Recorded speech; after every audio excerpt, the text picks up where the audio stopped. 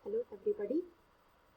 Today we will be starting a new topic, that is electrochemistry, and as you can see the topics are that will be covered under this electrochemistry are redox reaction, electrode potential, measurement of electrode potential, Nernst equation and its application, electrochemical series and its application, electrochemical cells, galvanic cells, concentration cell, and finally corrosion. So today's lecture will be part 1, that is redox reaction, and part 2, that is electrode potential. Now what is electrochemistry? It is the study of chemical processes that cause electrons to move. Now we very well know that electricity is caused by the movement of electrons. In other words, electrochemistry is the study of relationship between two forms of energy, that is chemical energy and electrical energy, or the interconversion between the two. Now the movement of electrons from one element to another occurs as a result of a reaction known as the redox reaction. In a redox reaction, oxidation and reduction occur simultaneously. So that means the basic chemical reaction that causes the flow of electrons and that is responsible for the study of electrochemistry is the redox reaction. So what is redox reaction? A redox reaction is a combination of two half reactions. In one half reaction, oxidation takes place, and another half reaction, reduction takes place. So a redox reaction is a reaction that involves a change in the oxidation state of one or more elements. Now what is reduction and what is oxidation? We know that during oxidation, a species loses an electron, its oxidation state increases. Similarly, during reduction, a species gains an electron and its oxidation state decreases. Now let us understand this phenomenon by taking the help of this redox reaction. Here we can see that hydrogen is combining with fluorine to form HF. So we can break this reaction into two half reactions.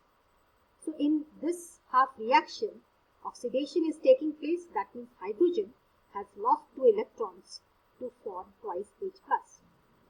In the other half reaction, reduction is taking place. Here the fluorine has accepted the 2 electrons to form the fluoride ions.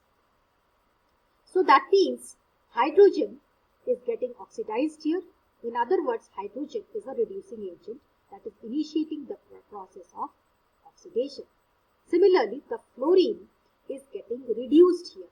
That means it is an oxidizing agent and it has initiated the process of reduction. Now let us see the example of this equation.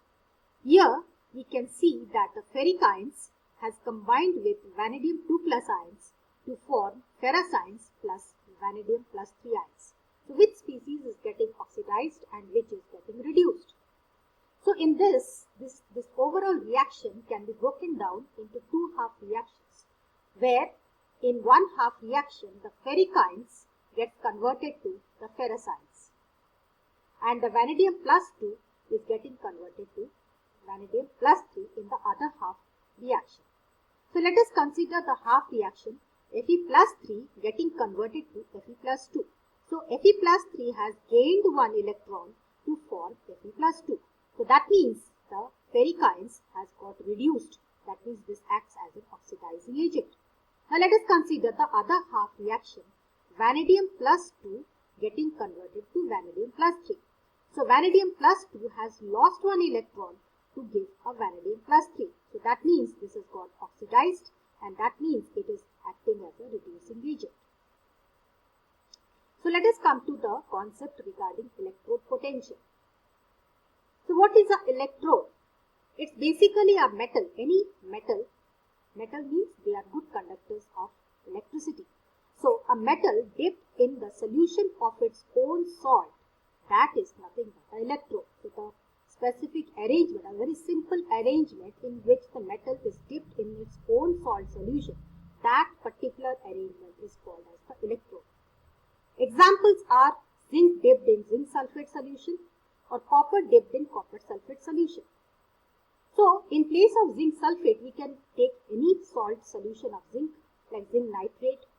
Similarly, here in place of copper sulfate, we can use any salt of copper. For example, we can use also copper nitrate or copper chloride.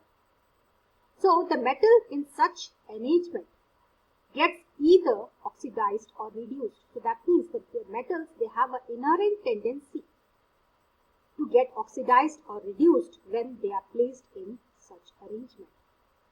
So if a metal is getting oxidized, that means it is losing electrons. Such particular electrode is known as the anode and it is called as the negative electrode. Similarly, if a metal in the process of getting dipped in its own salt solution gets reduced, that means it gains electrons, that particular arrangement of metal is called as the cathode and it is called as the positive electrode. So let us come to a negative electrode. Example is zinc dipped in zinc sulfate and this is called as the anode. So here you see that there is a diagrammatic representation of the anode arrangement where the zinc has been dissolved in zinc sulfate. So we can use in place of zinc sulfate any salt solution, but in this arrangement it is shown that the zinc is dissolved in zinc sulfate. So what happens that there is a spontaneous emission or loss of electrons. So where these electrons go, they are deposited on the metal surface. So that means in due course of time, the metal acquires a net negative charge, as you can see from this diagram. So what happens to the zinc ions? They go into the solution. So the zinc ions, they are positively charged. They get attracted to the negative electrons that are on the metal surface. So you can see that the two opposite charges have been separated by a distance. So what happens? A potential difference is developed. So this electrical double layer, that means a double layer, that means this layer of positive charge and this layer of negative charge, these two layers are formed because of this arrangement and this is called as the Helmholtz electrical double layer. So during equilibrium, the exchange of ions that are taking place between the metal and its solution gets stopped and the potential difference that is developed under such conditions is known as the electrode potential. Now let us come to the positive electrode, copper dipped in copper sulfate, and we denote it as the cathode. So we again come to refer to this diagram. So you can see that the copper has been dipped in its salt solution, that is copper sulfate. So what happens that the copper ions instantaneously gain 2 electrons to form copper. So what happens? The copper ions are being deposited from the solution onto the metal. So thereby, in due course of time, a positive charge is developed. The sulfate ions that are present in the solution, they get attracted to the positive charge that is developed on the metal surface. So a layer of negative charge and a layer of positive charge is developed and that is called as the Helmholtz electrical double layer. So until equilibrium, here also the exchange of ion takes place between the copper metal and the solution. A potential difference that is developed under such conditions is known as the electrode potential. So what is the definition of an electrode potential? It is the potential that is developed on an electrode because of its inherent tendency to lose or gain electrons. So if the electrode has the tendency to lose electrons, that means it is getting oxidized. That means its tendency to undergo oxidation is higher. So the potential developed under such conditions, and that too at equilibrium, is known as the oxidation potential. And if the electrode is having the inherent tendency to get reduced, so the electrode potential developed under such conditions is known as the reduction potential. So what is the standard electrode potential?